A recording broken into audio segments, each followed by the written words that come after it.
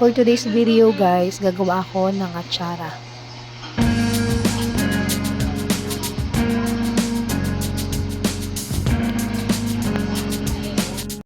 Gagamit ako dito ng 6 na pirasong katamtamang laki ng papaya. Binalitan ko na to guys. I-shred lang natin to guys gamit ang shredder or gadgaran.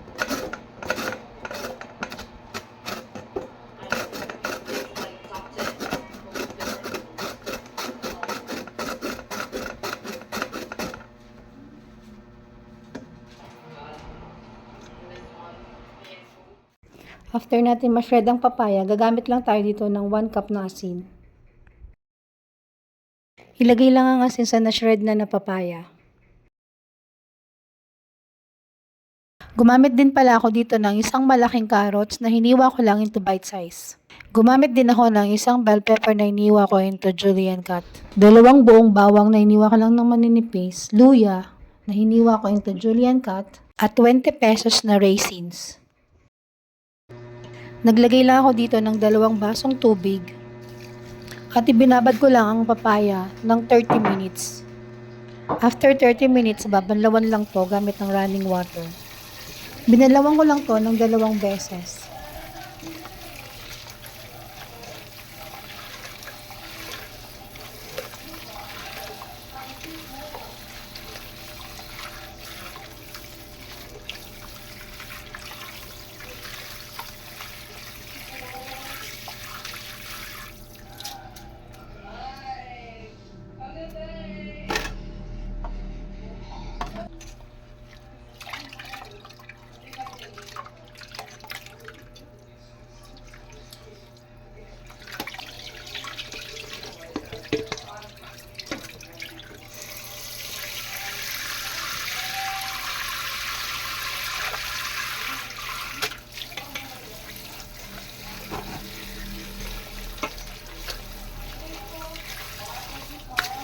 After banlawan ng 2 beses, pigain lang ang papaya para mawala ang tubig or juice nito.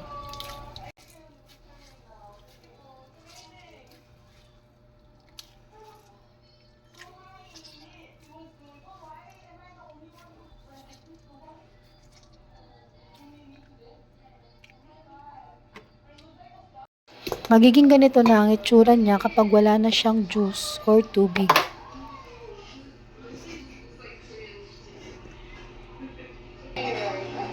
Gumamit din ako dito ng 2 sachet na suka or yung 200 ml kada sachet.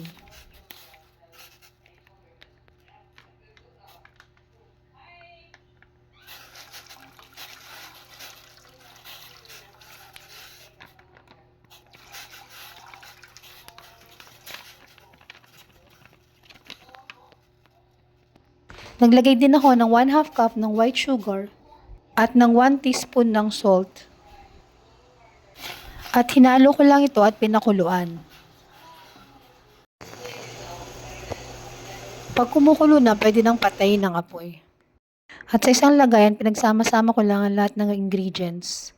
Pinagsama ko ang papaya, bawang, carrots, siling pula, luya, raisins, at bell pepper.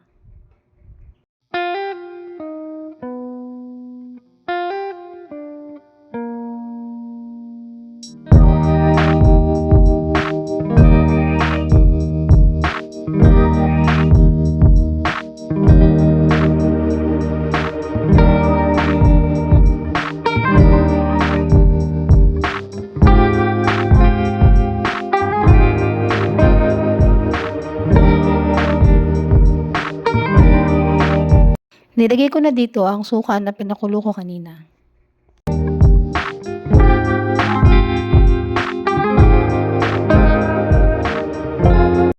Hinalo ko lang ito para ma-well combine na ang lasa.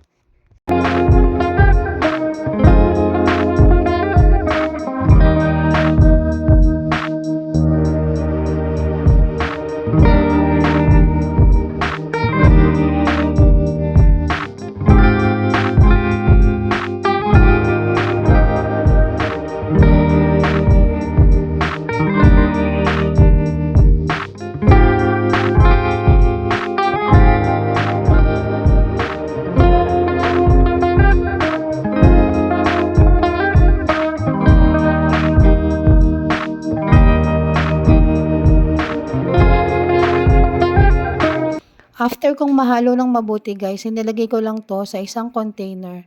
Pwede itong tumagal ng mga months. At masarap itong ipang-partner sa mga pritong ulam. Gaya ng mga pritong isda, fried chicken, pritong baboy, or anything na prito. Masarap to guys. Salamat sa panonood. Sana may natutunan kayo guys sa aking video.